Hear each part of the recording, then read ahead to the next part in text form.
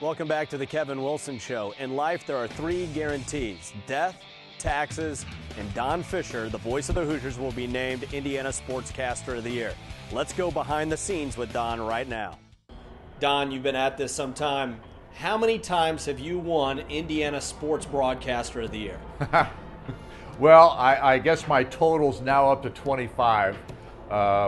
Been very fortunate. When you're the exclusive voice of the Hoosiers for 39 years now, you ought to be able to put one or two of those in the coffer. And the fact that you get that exposure more so than anybody else pretty much in the state outside of the professional teams gives you a decided advantage. So, but my colleagues have all been very kind to me throughout the years, and I've had a lot of help along the way.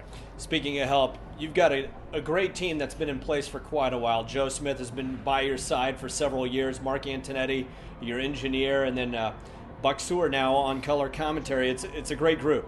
It really is. These guys do a great job.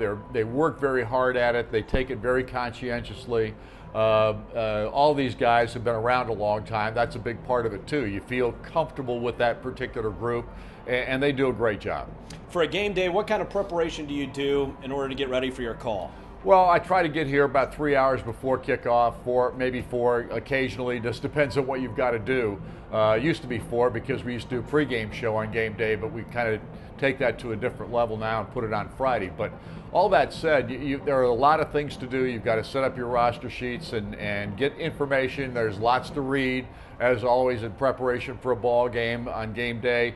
And the other thing that you try to do is get familiar with the teams on the field. Obviously, I'm pretty familiar with Indiana, but that team coming in, you've really not seen play other than the previous years. In fact, like today, we haven't seen this team ever before. So when they're out there in the field, you try to get familiar with those numbers, with the players running around, kind of get a feel for what they look like. So you try to get familiar with that particular group, and that's a big part of getting ready for a broadcast.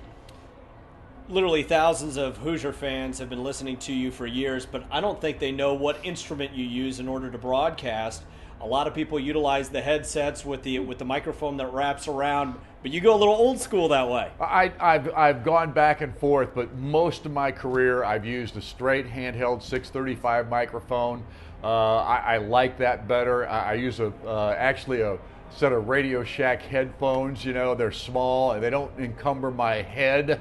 I don't like stuff wrapped around my ears, so I really do go old school. In fact, I used to not use headphones at all. I had the old hand up to the ear trick, which I love to do. I feel more comfortable doing that than anything else, and I also like it better. I feel like I can hear myself, and I think I do a better broadcast that way, but it's not practical these days. And of course, as high up as we are in so many of the stadiums, you have to use binoculars a lot.